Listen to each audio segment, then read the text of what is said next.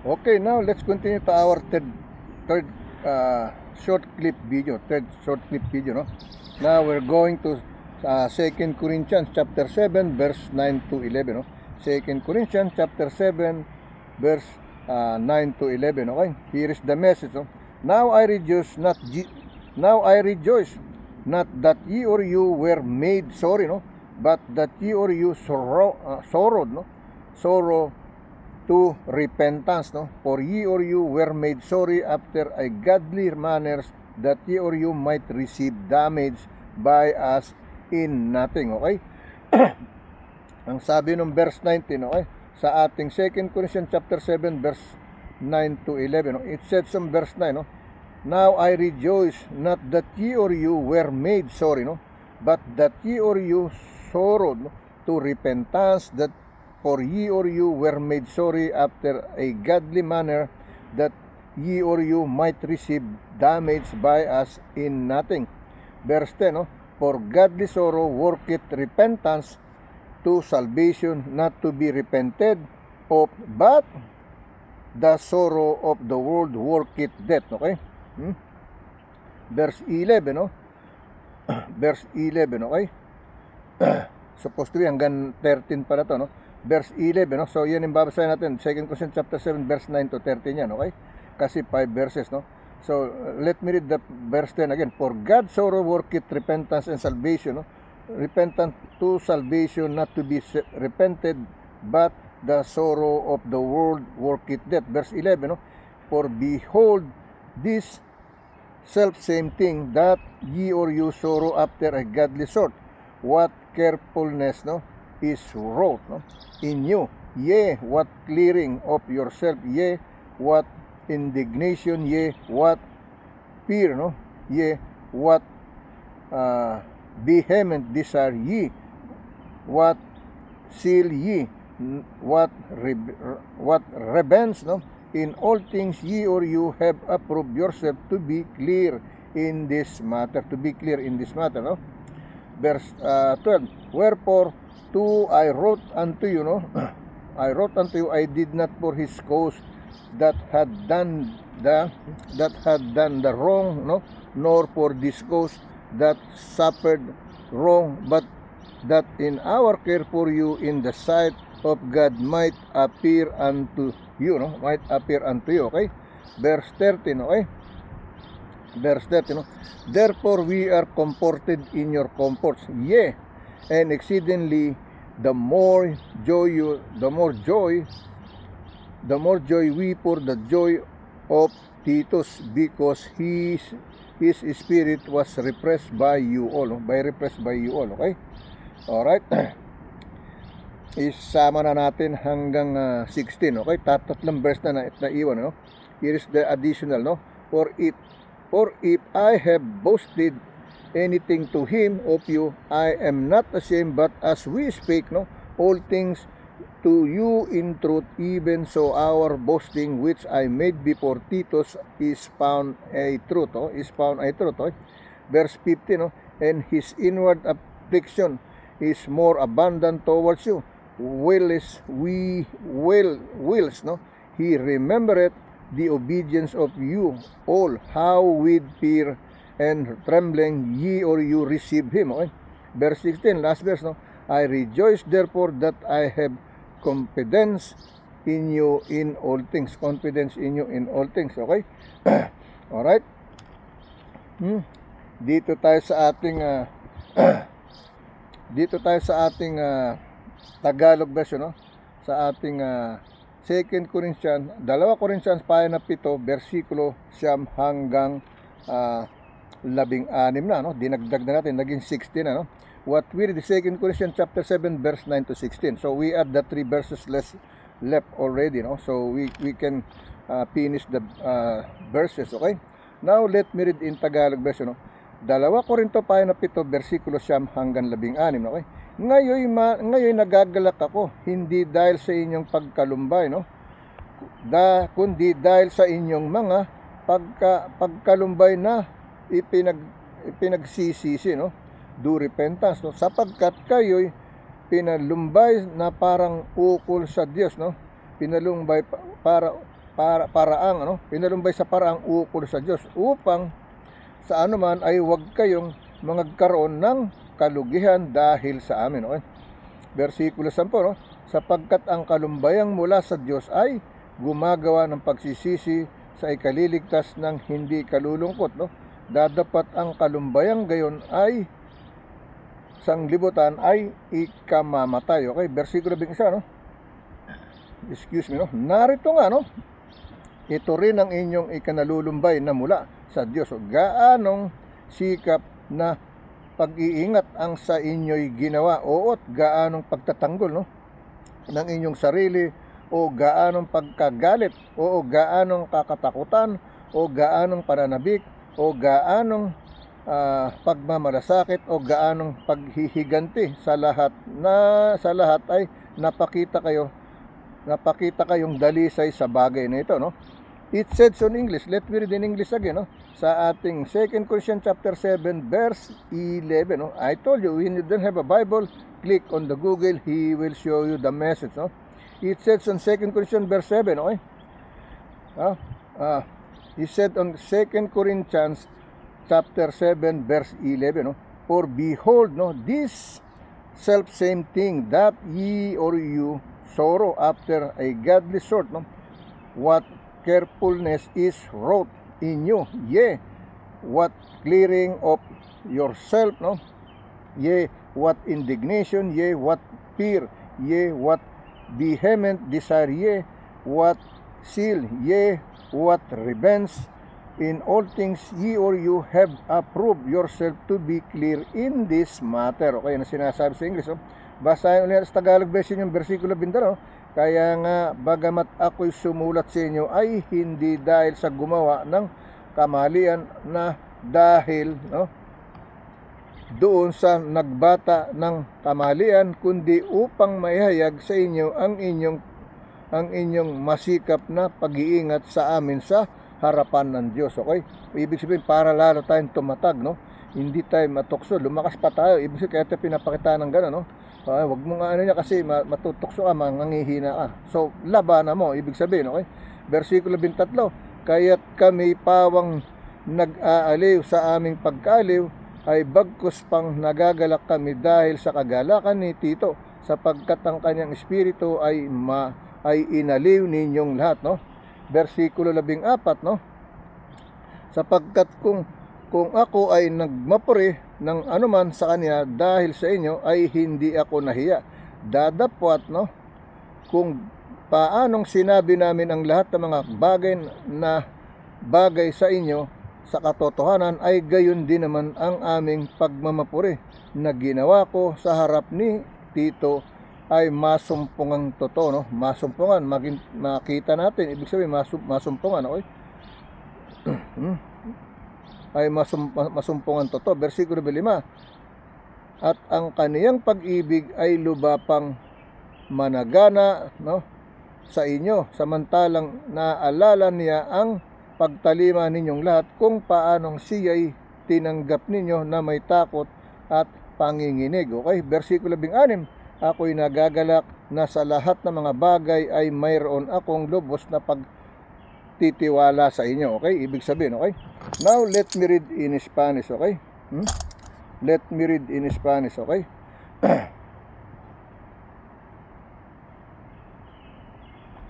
Let me read in Spanish, no? Nagdalawa pala, nilagay ko rong parehong 2 Corinthians. Dalawa yung tanda ko, okay? Nakakatuwa rin. Sandali lang po, no? Okay, let me continue to read, no? 2 Corinthians chapter 7, no? Versikulo 9 hanggang 16, okay? Alright?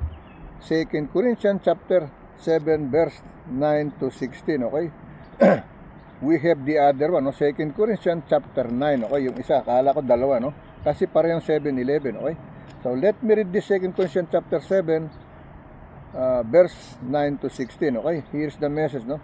Ahora mi gozo no porque haya sido contristados, sino porque puestes contristados para arrepentimiento por, no?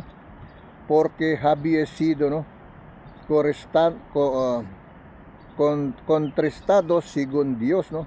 Para que ninguna perdida padecieses, ¿no? Por nuestra parte, ¿no? Versículo 10, ¿no? Porque la tristeza que es según Dios produce apretamiento para salvación, ¿no?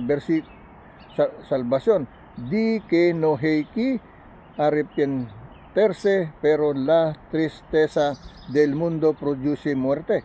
Versículo 11, ¿no? Porque y aquí esto mismo di que haya sido contristados según Dios, que solicitud produjo en vosotros que defensa, que indignación, que tenor, que ardente afecto, que cielo y que bendición en todos os habías mostrado limpios en el asunto. Versículo 12, ¿no? Así que aunque os escribe, no fue por causa del que cometió el agravio, ni por causa del que lo padeció, ¿no? Sino para que si os hiciese manifiesta nuestra solicitud que tenemos por vosotros delante del Dios. Versículo 13, ¿no? Por esto, hermanos, sido consolados en vuestras, ¿no? Consolación, pero mucho más nos gamos por el gozo de Tito, que haya sido confrontado su espíritu, tu espíritu por todos vosotros, ¿no? Versículo 14. Pues si de algo me he gloriado con el respecto de vosotros, no he sido avergonzado, sino que así como en todo os hemos hablado con verdad, también nuestro gloriamos con Tito resultó verdad, ¿no? Versículo 15, ¿no?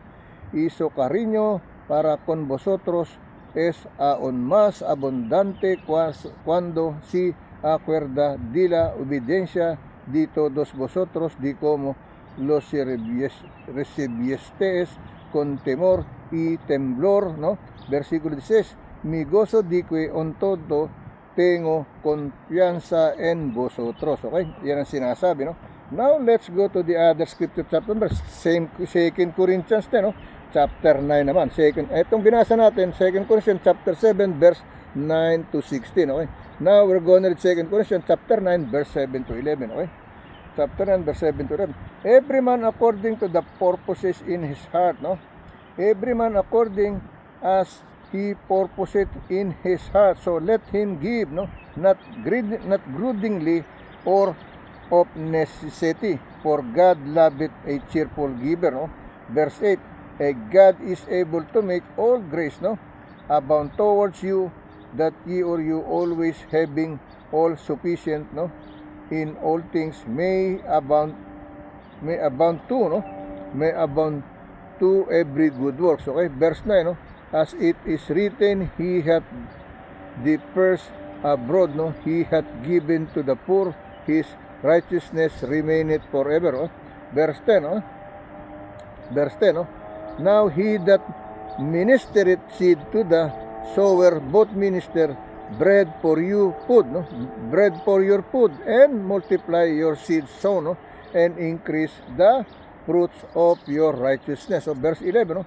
Being enriched in everything to all bountiful, which causeth through us thanksgiving to God. Okay? Thanksgiving to God. Ibig sabihin, okay? So basahin natin yan sa Spanish. Sa Tagalog version muna. 2 Corinto, no? 2 Corinto na siyang versikulo talata 7 hanggang 11, no? 7 hanggang 11, okay? 7 to 11, okay?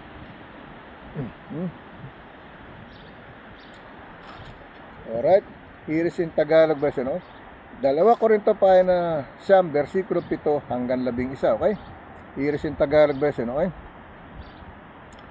Magbigay ang bawat isa sa ayon sa ipinasya ng kanyang puso, huwag mabigat sa loob, no? O dahil sa kailangan, sapagkat inibig ng Diyos ang nagbibigay ng masaya, no? This is what the other pastor that I always watch, no, listening to, it says, no, these offerings and tithes, no, he never said 10% on the Old Testament. He never give limit or how much you're gonna give. It said give, no, whatever you wanna give, no. But it's so supposed to be, it's free willing from your heart, no, not burdened from your willing, no. It means say give what you want, no. You give 5% or you give 10%, you give 20% or 100%. It's up to you, but not against your heart and mind. Okay, it says, no, every man according to his prosperity in his heart, so let him give, not grudgingly, or if necessity, for God loveth a cheerful giver. Okay, yan sinasabi, no.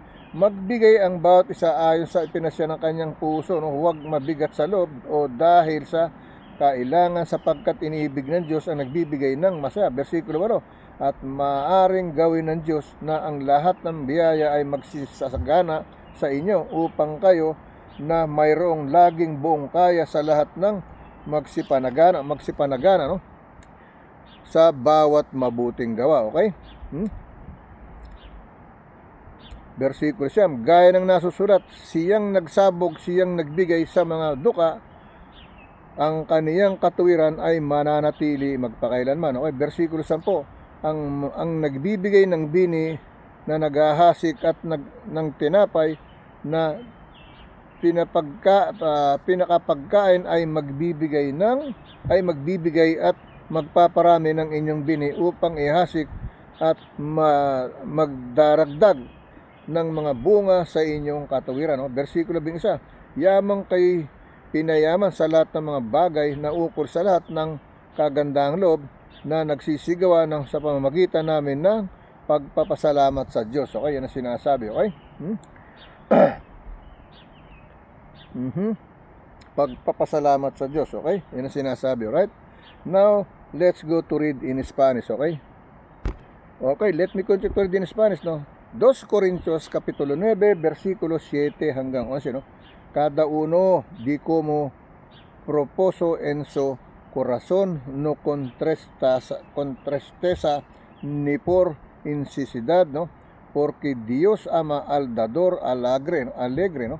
Versículo 8, no, y poderoso y Dios para hacer que abunde en vosotros toda gracia y pindique, teniendo siempre en todas las cosas todos los suficiente abundees para toda buena obra. Versículo 9, ¿no?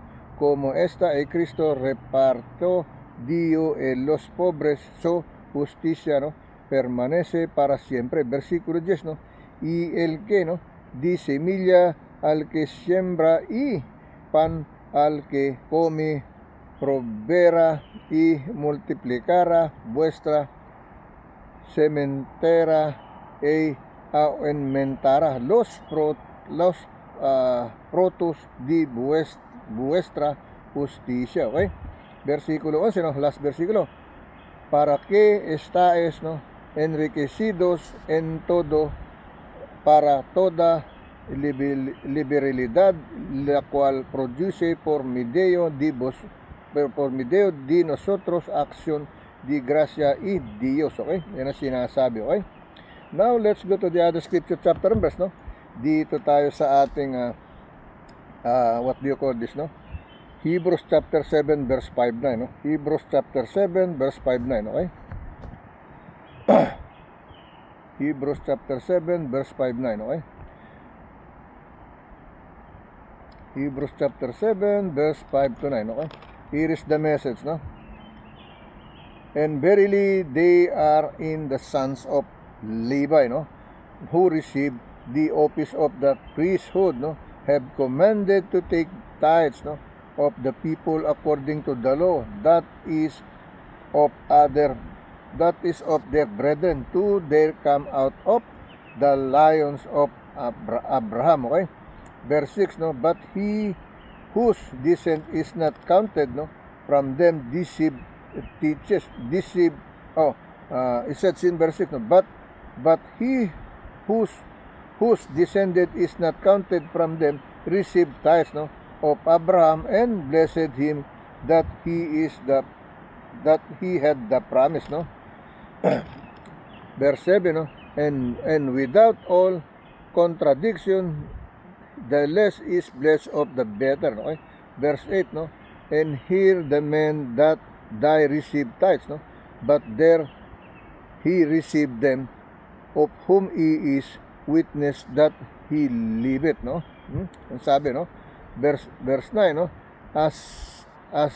Verse 9, and as I may so, no? And as I may so, say Levi, no? Also who received tithes paid tithes in Abraham, no? Paid tithes in Abraham. Okay? Now let me read in Tagalog version, okay? Tagalog version, okay? Yung Tagalog version, okay? Mga Hebreo pahina 7, versikulo 5 hanggang 9, okay? Here's in Tagalog version, no?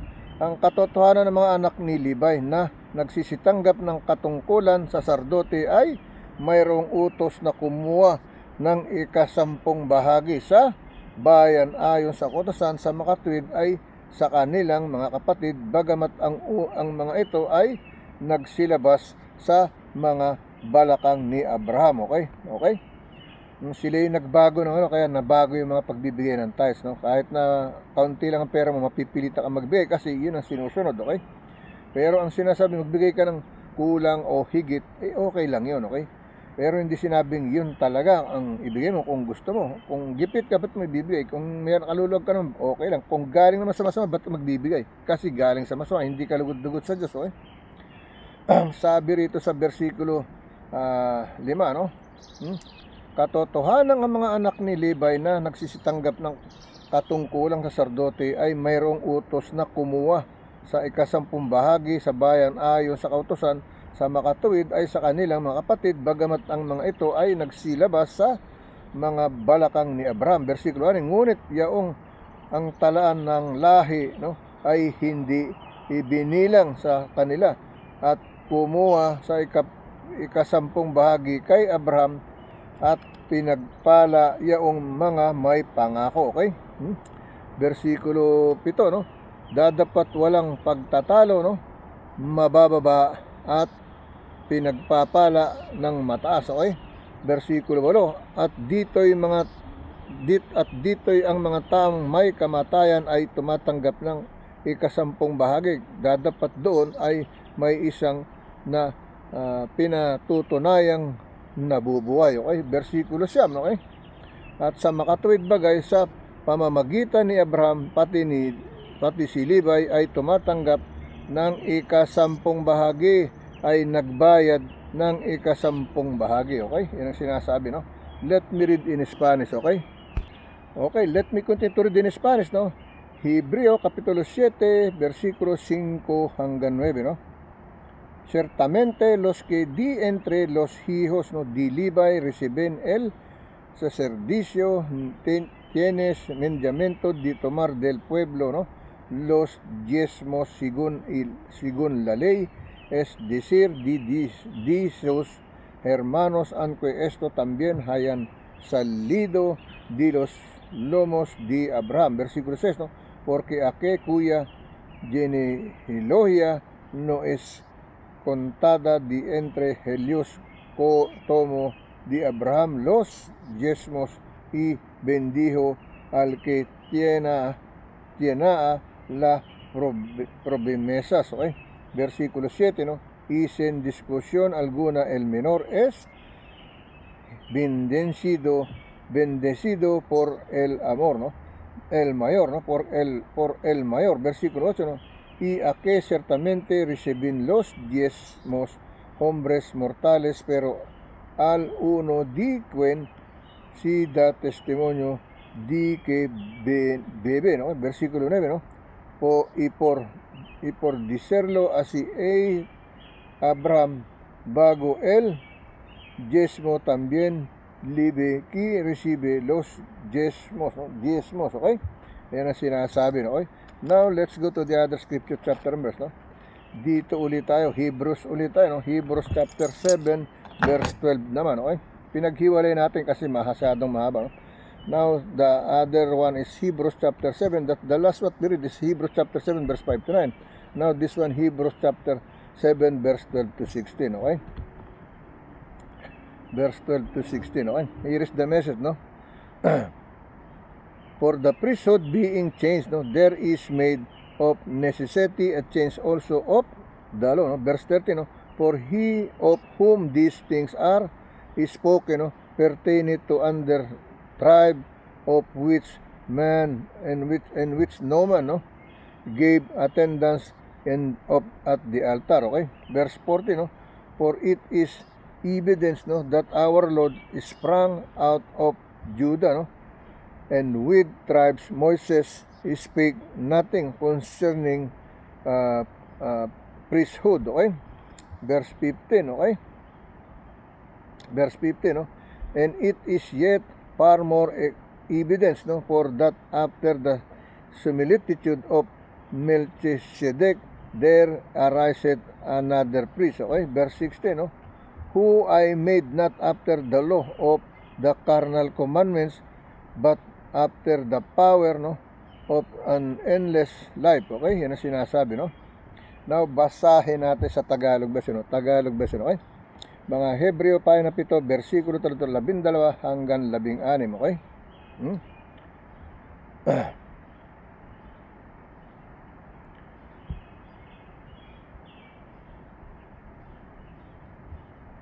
Labing-anim, okay? Ang sabi rito sa mga Hebreo pa na 7, versikulo 12 hanggang 16. Okay? Ito ang sinasabi rito, no? Sapagkat ng palitan ang pagkakasardote ay kinakailangan palitan naman ang kautusan. Okay? Yan ang sinasabi ni Brother Eli. Ako, ang daming galit kay Brother Eli. Pati asawa na, sabi, ba't ka nagagalit? No? Ay, pastor lang din yan. Pastor din naman. Kung nagagalit ka dyan, dapat ka rin magalit sa iba. Kasi pare-pareho sila nang ibinabalita tungkol sa Diyos. Ba't ka nagagalit sa kanya? Ba't ka nagpo-focus sa kanya? That's why I'm telling you, no? When you see me, when you watch me, don't focus on me. Because when you focus on me, you compare me to the other, everyone trying to be more than Christ. No, I don't want to be more than Christ. All I have to do is follow the Christ, walk with Him, live like Him, take my cross and follow Him, not to over Him. No, because when we over with Christ, the power of God, we became Satan. No, remember that we became Satan because we are doing our will, not on His will. That's what will happen. Okay? Kasi sobra ka, lalampas ka, so hindi na maganda. Okay? Tanda mo yun. Ngayon, kung ang sinosobra mo naman tungkol pa rin sa kabutihan, okay lang siguro, no? Pero more than that, it will be evil. Same like Satan, okay? He trying to follow the work of the Father, and suddenly he trying to steal all the power of the mighty Father, no? That's why he became a traitor. That's why, again, I reminded you, know, walk with Him, live like Him, take your cross and follow Him. When you follow Him, don't over Him, okay? Just follow Him, okay? Follow in His godliness way, no? That not over in His godliness way, because He's the Father, no one, no? We cannot be perfect like Him. Just follow Him, no? Don't overwalk with Him, okay? Yan ang ano, follow ka lang, sunod-sunod ka lang. Huwag kang lumampas kasi masyado mong ibubuhatin ang sarili mo, mapapahama ka, okay? Ma-over ka, okay? Let me read that in Tagalog, no? Ang sabi niya rito sa versikulo 12, no? Sabi niya, sapagkat ng palitan ng pagkasardote ay kinakailangan palitan naman ang kautusan, okay? Versikulo 23, sapagkat yaong tungkol sa kaniya ay sinasabi ng mga bagay na ito ay naukol sa ibang angkan na doon ang sino ay hindi naglilingkod sa dambana. Versikulo 14, sapagkat maliwanag na ang mga ating Panginoon ay lumitaw mula kay Juda na tungkol sa angkan yaoy walang salitang anuman si Moises hingil sa mga saserdote, no? Versikulo 15, at lalo pang nakapagpaliwanag ito kung gayon sa ayon sa Melchizedek ay lumitaw ang ibang saserdote. Okay, naglabasan, okay? Kasi alam nila magkakapera sila, no? Versikulo 16, na ginawa hindi sa kautusan ng utos ng ukol sa laman, kundi ayon sa kapangyarihan ng buhay ng walang katapusan. Okay? Yan ang sinasabi. Okay? Alright? So, yun ang mensahe. Okay? Let me read this in Spanish before we go to our next video in case. Okay? Okay, let me continue. No? I'll pray na sana mapagkasya pa natin to para 3 video lang tayo. No? Hebreos Kapitulo 7, versikulo 12 hanggang 16, no? Sa Spanish. Okay? Here is in Spanish. Porque cambiado el sacerdocio necesario es que haya también cambio de ley. Okay, versículo 13, ¿no? Y aquel di quien si dice esto es de otra tribu de la cual nadie sirvió el altar, ¿no? Versículo 14, porque manifiesto es que nuestro Señor viene de la tribu de Judá, de la cual nada habló Moisés, ¿no? Tocante al sacerdocio, ¿no? Versículo 15, ¿no? Y esto es aún más manifiesto si en semejanza de Melquisedec di levanta un sacerdocio destino. Versículo 16, ¿no? No constituyó, ¿no? Non constituyó conforme y la ley del mandamiento acerca de la discergencia, ¿no? sino según el poder de una vida indestructible, ¿no? Destructible, okay? Yan yung ating Hebrews Kapitulo 7, versikulo 12 hanggang 16. Now, let's go to the other scripture and verse. The last one, okay? God, He will made it to make it, okay? Sa ating John chapter 1, verse 14, no? To 18, okay? John chapter 3 John para 3 John verse 1 to 4 no 3 John no 1 to 4 3 John verse 1 no to 14, okay? Kasya ba natin to, okay? So gagawin natin 14 to so gawin natin 14, no? 10 to 14, okay? 10 to 14, okay? Sa 3 John 10 to 14, okay? Para hindi tayo magipit. Wherefore if I come, no, I will remember his deeds which he doeth, fronting against us with malicious word, no, and not content therewith, neither doth he himself receive the brethren and the forbidden them that would, and casteth them out of the churches. Verse 11, beloved, follow not that which is evil, but that which is good. He that goeth good is of good. He that doeth evil hath not seen God. Okay? Verse 12, no? Demetrius had good report of all men, no? And of the truth itself. Yea, and we also bear record in ye or you now that our record is true. Verse 13, no? I had many things to write, but I will not with ink and pen write unto thee. Verse 14, no? But I trust I shall shortly see and we shall speak face to face. Peace be to peace be to thee, no? Peace be to thee, our friends salute thee, greet the friends by name. Greet the friends by name, okay? Basahin natin sa Tagalog version, no? Pahina 1, no? Pahina 14 hanggang pahina 10 hanggang 14, no? Kaya nga pumarian ako ay pinaalala ko ang mga gawang kaniyang ginagawa na nagsasalita ng masasamang salita laban sa amin at hindi nasisiyan sa ganito ni hindi man siya tinatanggap ng mga kapatid at silang mga ibig tumanggap ay pinagbabawalan niya at pinapalayas sila sa iglesia, no? Versikulo 21, no? Minamahal, huwag mong tularan ang masama kundi ang mabuti.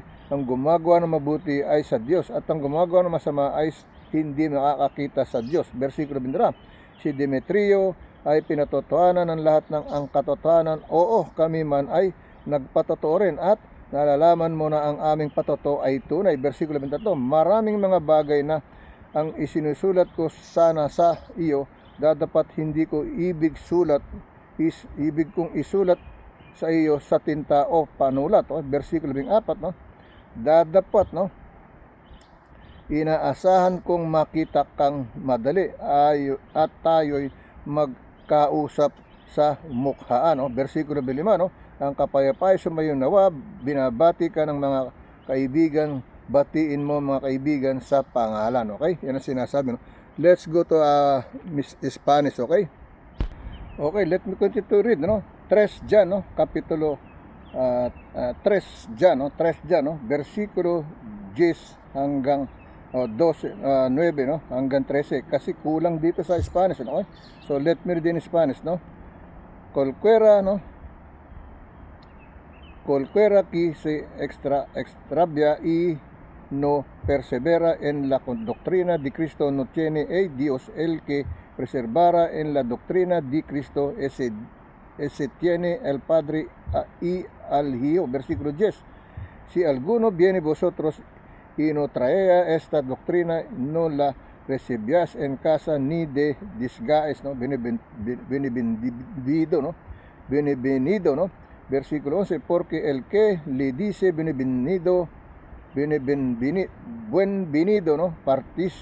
Participa en sus malas obras. Versículo 12, tengo muchas cosas que escribiros, pero no he querido hacerlo por medio de papel y tinta, pues espero vosotros y hablar cara a cara para que nuestro gozo sea cumplido. Versículo 13, ¿no? Los hijos de tu hermana, la alegada, te saludan. Amen, okay? Yan ang sinasabi, no? So, dun lang tayo, okay? God bless you. See you tomorrow.